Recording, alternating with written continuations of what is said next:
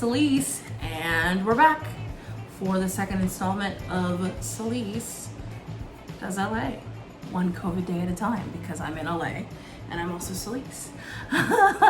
We are going to talk about one thing that I have discovered and love in LA, one thing that I miss about New York, oh my gosh, and antiques. What antiques I found this month, and I've got some really great stuff. Let's start with the first thing that I love that LA has shown me, and I gotta say, for those of us sort of East Coasters and the Midwestern folks, actually Midwest people might be getting it, I'm not sure, but this is the first I've ever heard of, ever experienced this amazing, incredible thing called Topo Chico. Now, some of you who've had Topo Chico, you've heard me say this and you immediately went, Topo Chico, okay. Topo Chico is a sparkling water. It's so already out the gate, if you've never had it, you're sort of like, okay, next. I don't really care, like, fine. People drink LaCroix, I don't care about LaCroix, bubbly, like, whatever.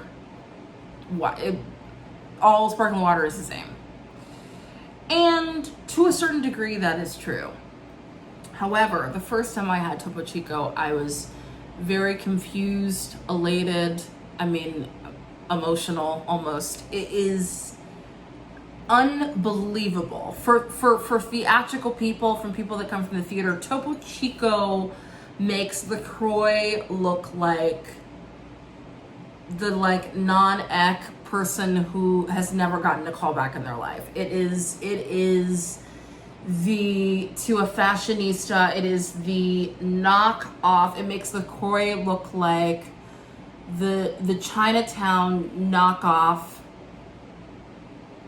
Versace bag as opposed to the real deal. These metaphors are going too far. But I'm just saying, I cannot stress to you how good this thing is. It is super duper carbonated. So I don't know what you just feel like it just is good. I don't even really know what to say. If you are a person who likes LaCroix, likes bubbly, likes sparkling water, you gotta do yourself a favor and find Topo Chico. And this is not even flavored. Like with all those others, I'm like, I like lime, I like pamplemousse, I like all these things. This is just straight up plain, y'all. But it's really giving it to me. Topo Chico. And from what I'm told, so it is a mineral water, a carbonated mineral water that originates from Mexico, which is why they're very popular here in California. They can be found. I told some friends about it who are in Michigan right now, and they were able to find it at the Whole Foods or something. But y'all, if you can find a Topo Chico, this is it. Really. This is it. Whew. One thing I really miss about New York. I miss so much about New York, honestly. I miss so much about New York. But the one thing I'll say today that I really even felt today, I miss my drop-off laundry place across the street from me in the Village, where I've lived for 8 years, almost 9 years. The very sweet woman who runs that place, her name is Mei Ling. She's been accepting my laundry for almost 9 years. It's like a very sort of quintessential New York City laundry place. I feel like when I first moved to New York in 2005, something like that, late 2004, early 2005, I've literally lived all over. The only borough I've not lived in is Staten Island, but I've lived all over Manhattan, all over Queens, all over Brooklyn, whatever. And I remember at the time, it felt kind of like half and half, places that you could drop off that were dry cleaning places as well, or just like straight up laundromats. Back in the day, I barely had the coins to go to the laundromat, let alone drop it off. But it seemed like the longer that time has passed, more of those coin-operated places are truly just gone. I know in the Village there was one place kind of like on Spring Street, kind of heading towards Soho, maybe Spring and Sullivan or something, and that closed 3-4 years ago. So I'm saying all this to say it feels like a very New York thing to me for it to be like a small space that is like a dry cleaner that also takes your laundry for other people that actually come and pick it up, do it, and then bring it back. But anyway, it literally was across the street. When I tell you across the street, like between the same blocks that I live on, literally I can look out of my window and be like, hi, everything. And it just was cute and fierce and easy. You drop it off. If you drop it off before 9, you can get it by 5 the same day. It was cheap. It was like $1 a pound, 95 cents a pound. Maybe I think when I left town, it was at like $1.05 or something a pound. And there was a really sweet Armenian man in the back who makes keys. It just was that. It just was like in that very sort of New York charm way. It's a thing I didn't think about appreciating, really, having it be there. But now that I'm in LA, where laundromats are big, it feels like there's a laundromat on every corner, and there is drop-off service, but it's just a different thing. It's more expensive, not by a lot, but I would say my average laundry load for like a week to 2 weeks of time would be anywhere between $18 and $20 to get, washed in New York. And now here it's averaging like 25,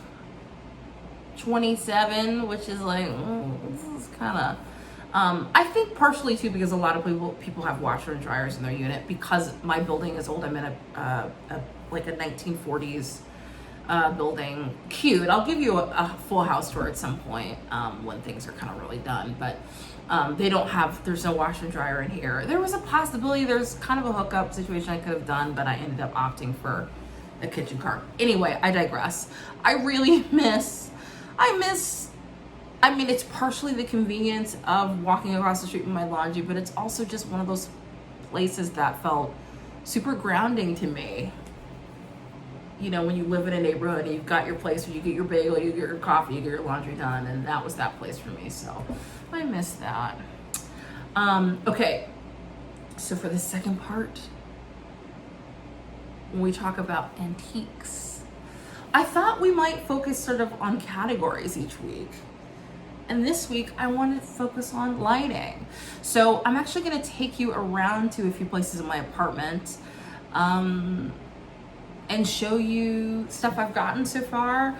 And I'll save the absolute best for last. But here we go. Okay, and here we go. Here's the very first lamp that we're going to talk about today.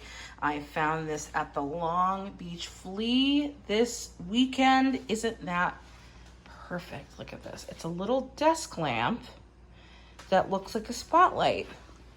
The woman told me she thought it was probably late 70s, early 80s, which I would sort of agree. Look at that color, first of all, and even just the styling of it.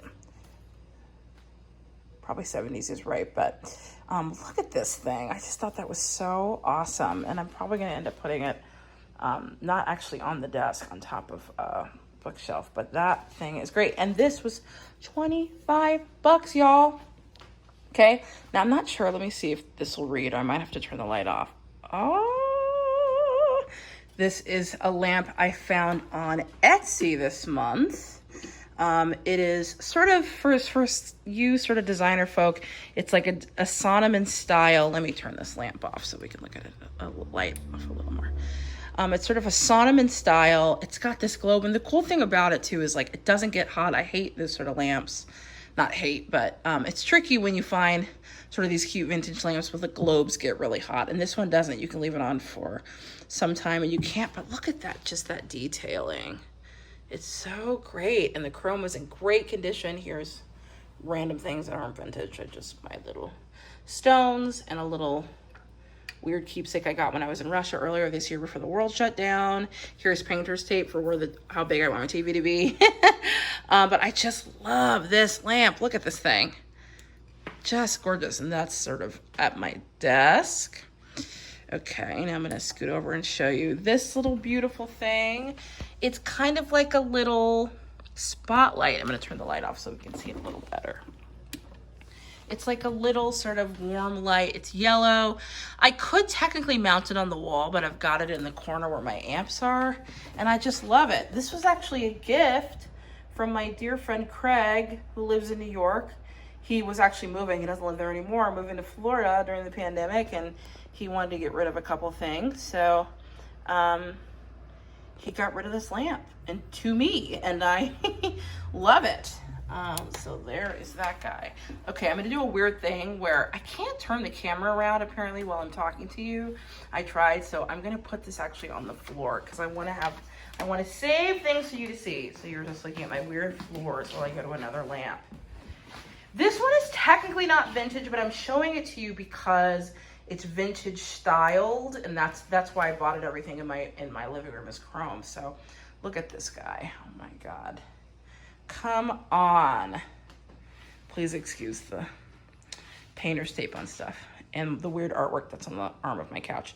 Look at this, 70s style. Again, kind of that Sonoman style, which I just love. You know, those Sonoman floor lamps, some of them are $500, $600, $700. And this was a final sale item at CB2. Here's the one bummer. When I got it, it had this little teeny tiny crack towards the front of the globe. You can't even see it now. And I called them back and I was like, hey, there's a little crack on the globe. And they said, oh, well, because it's final sale, we don't have any more. You literally got one of the last ones. We can either completely refund you or just give you another 30% off. So I literally ended up paying this lamp, I think originally was $350. I think I paid a little over $100 for this whole thing. So I was so excited about it. And then the other day, I woke up and I looked at this lamp and there was something about it where I thought, I don't know if this is screwed on completely right. So I took the globe and I turned it a little bit and then I heard a crack. And this happened in the back. Ah! It just split open. I have no idea what I should do about this. If I should put tape on it. They're out of these ones, so I'd have to like try to get something made. I don't really know how I'm going to deal with this yet, but that's kind of the bummer. That's why they were like, we can give you more money, but you can't return it. And that's because that's what happened. But it's still cute. My mom says I just shouldn't touch it I shouldn't deal with it until I have to change the lamp. But that's from CB2. Okay, back to the floor. I know it's weird, but trust me on this.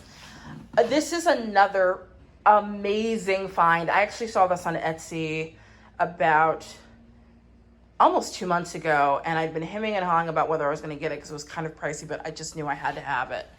This huge, oversized 70s style floor lamp. You're already kind of seeing more of my stuff. We'll look at this furniture another week, but look at this thing.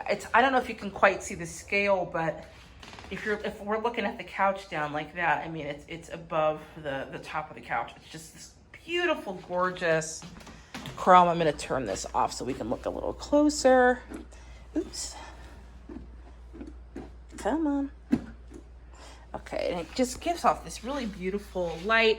The chrome was in fantastic condition too. I just loved it. I thought it was such a beautiful statement piece. Yeah, and I found that on Etsy, y'all. Look at this. Okay, so I'm going to show you a couple more in the bedroom. Don't worry about this. Don't pay attention to what's on the floor. Don't worry, don't worry, don't worry, don't worry, don't worry. Don't worry, don't worry, don't worry. That's my weird trash can. Okay. This lamp is probably one of my favorites. Whoops, just iPhone charger. One of my favorites in the apartment. Favorite, maybe top 3 favorite vintage finds of all time. Look at this gold, sort of brass floor lamp, kind of giving that sort of Hollywood Regency thing. Look at this. I mean, and the cool thing too is it's got like a 3 light function. So it's on right now on the 3rd setting, so I'm going to turn it off. But when I turn it, press once, it turns on these 2 globes, not the other 2. If I press again, it turns on those 3. And if I press one more time, it turns on all of them. Isn't it fabulous? Etsy. And a great price, truly. Okay, I might cover this, actually. I don't want you to see I might have some laundry on the floor. Don't worry about it, everybody. I'm going to show another fantastic lighting find. Let me see if I can show this to you. Up here, look at this little sweet, adorable swag lights. Found this at the Pasadena Antique Mall. A lot of these places, I'm going to let you know, anytime you see a tag, a price tag on anything, everything is negotiable. I don't care what anybody says. And this little sweetheart baby came home with me for $80. And I'm going to tell you something. That is not what the price tag said. So when there's a will, there's a way. And you can't be afraid to walk away and say, okay, you know, I just might not work for me right now. Because very often they go, okay, what can you do? And that's what happened there. But look at this. I mean, you've already seen this artwork there. But and actually, this came from my friend Craig, too, if you can believe that. But yeah, no particular designer this is attributed to. I love this sort of antique brass. I'm trying to source more of that swag light chain so I can go all the way down to the floor. But yeah, that's that lamp. Okay, I'm going to show you one more. This is like, takes the cake by far. I'm going to cover this. This is so silly. By far my favorite vintage find. I mean, I just can't even believe it. It's real. I can't even believe that it's in my house. You will not believe. You just won't believe it, honestly. Please excuse the tripod that's on the table because that's how things work in here if I want to film stuff. Okay, here we go. Look at this. Look at this. Oh my God. Come on. Can you understand? Are you getting the glory, the glamour, the opulence? Y'all, come on with this. I saw this at the Long Beach Antique Mall. Maybe 2-3 weeks ago.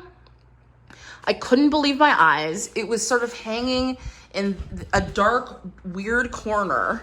It's something I overlooked, and I happened to walk over to that corner again, and I was like, wait, what's going on with that? No bulbs or anything attached at the time, and I just thought, well, let me see. And guess how much this cost? Just guess. I know a lot of you are going, okay, if she got a good deal, I don't know, $500, $400, $600. People, this cost me $90. And I'm gonna tell you why. Well, part of the reason why, even though I don't think this is why it should have been marked down, but if you're looking at all these panels, all these glass panels, you should see one that's a little different than the others. Right here, technically, if you're really paying attention, this little panel of glass is a little shorter than the others and a little wider than the others. And that reason is because technically when I bought this lamp, that one was missing. So I think it was part of the reason why the woman felt like, well, I should sell it for a little less because everything's not together. Now, I took this picture and I showed it to my mom, my mother, who is, you know, a bargain huntress. And she was like, first of all, Celisse, ain't nobody gonna see that missing piece of glass. Second of all, she's like, I bet you could find something similar or at least close on eBay, Etsy. And lo and behold, I went on Etsy and guess what was being sold? One of these glass panels that was literally almost the same dimensions also had this, I don't know if you can see this starburst design on it. And yeah, I mean, and it was being sold for $5, people. So I guess, I'm sorry, excuse me. So technically the lamp in its entirety cost me $95, or the chandelier. But I mean, by far best vintage find. This was in, like I said, I think Long Beach Antique Mall. And yeah, I mean, I don't know if it's gonna get better than that. I'm pretty incredible and pretty fantastic. I'm in love for sure. So, yeah, let me say goodbye with my face to the camera. So now you've seen everything. I know that was kind of funny when they tried to cover the screen, but honestly, I'm trying to build suspense. I know you've already seen pieces of the couch. You saw a little bit of that chair, but I'd love to wow you every month with the things I've found, the things I found, and there's a handful of things I'll point out, like the piece of a couch you've already seen that was from a fantastic vintage store called Dobbin Street in New York. They have 2 locations in Brooklyn. But yeah, I am just having such a great time furnishing this apartment. It feels like my first sort of like real grown woman apartment, which is like so lovely, right? So anyway, that's it for me for this time around. Thanks for joining. Thanks for watching. If there's anything that you want to see in particular, maybe I'll do an episode in a couple months with me actually hunting at these places. Maybe the next time I go to the Long Beach Flea or something, that could be really fun. But if there's anything in particular that you want to see on the antique side, let me know, because I really am like, I'm out here in these streets trying to find these deals. So if you're looking for stuff too, if you're interested in just knowing about different stuff in Southern California that I'm finding, I'm happy to share any information or focus on any things in particular. Anyway, thanks for watching, and I'll see you next time. Bye-bye.